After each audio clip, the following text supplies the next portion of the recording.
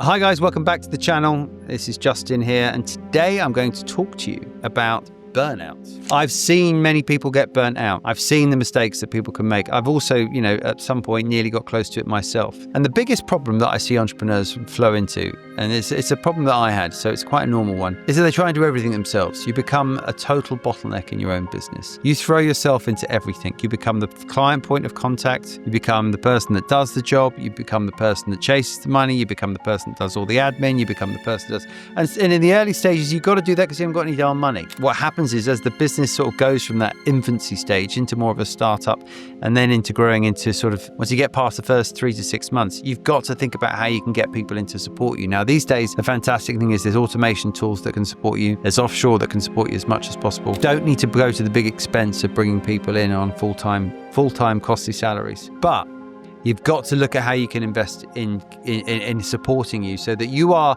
really only focused on the main tip of the spear work that you need to be doing, and that is bringing in new customers to your business. You need to think about how you can structure your business for growth. The way I would always look at growing my business, if I was to do it again, this is exactly how I'd hire. First hire be someone to look after customer management. So once you've got runway in, once you've got customers in, you need to make sure that you hire someone that can help you manage those clients. They are the most important people. You want to make sure the experience that they have is completely seamless. The third hire that I would then bring in will be an ops person, someone that can chase money, someone that can deal with the admin, someone that can deal with all the fidgety things that come up that probably take up way too much of your time as a founder. So if you've got a client manager, then you've got an ops manager, then you're off to a start. The third hire that you need to get in, that's a salesperson. That's someone that can help you grow that business. And the reason why you do that third is because there's then a support network behind it that can deal with the extra volume that comes through. Founders, 9 times out of 10, they can take care of sales. It's the client management and the ops that normally takes them up with too much time. Once you've got that sorted, you get the new business person in, and hey presto, you're ready to grow. So when I was burnt out, it's when the buck stopped with me. Focused in on a leadership team. I focused in on taking some of the responsibility away from me. I focused in on not getting caught up in the day-to-day. I wasn't going to be CC'd in every single email that was coming through, and that I realized I had to be very disciplined on my time as well. And actually, not be afraid to give people responsibility to run with something. And, if they failed, make sure that they learned from that experience. So I stopped, the way I got around this was I really stopped myself from being bottlenecks in everything. And I stopped being all things to all clients and all things to all people. And I learned about saying no. That's a very powerful thing we do in business. And what I see a lot of founders do is they say yes to everything. What happens is that completely dilutes their brand. It completely dilutes their time. It means that they become quite often the jacks of all trades because they say yes to everything and they're not really buttoning down on their niche. If you're going to be successful in business, you have to learn the power of no. And that power of no also means you stay in your lane and means you don't get caught up in lots and lots of fidgety things. The advice I would give to anyone on the edge of burning out: stop.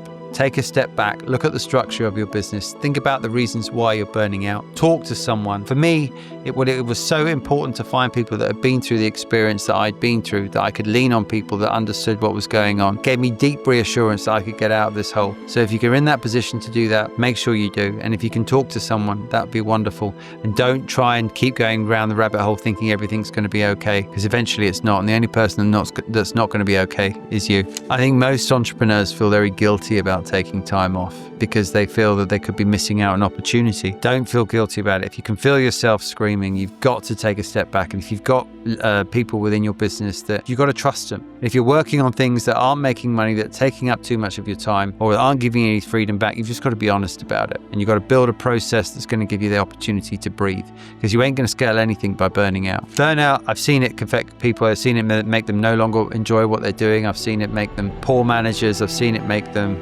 overweight, unhealthy. I've seen it impact every aspect of their life. If you're a burnt out boss, you're not necessarily someone that people are going to aspire to be. Who wants to be a burnt out person? What you do is you become a bit of a liability for the business and a liability for yourself. The non-negotiable I have that keeps my head clear is looking after myself, making sure I'm in good shape, making sure I'm exercised, making sure I feel healthy. I play paddle tennis, I go to the gym, I exercise, make sure I've got time for me. Go for a walk in the evening, to clear my head before I go to bed. All of these things play such an important role in me not burning out and me having time for myself, me switching off. And that's the best advice I can give anyone. How you can get through burnout is by investing in yourself and taking time out to think about yourself and get yourself.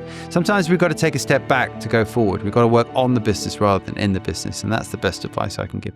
Hope you enjoyed the video today, guys. If you're burnt out, don't worry. I've been there. You'll get through it. Feel free to reach out and I'll see you on the next video.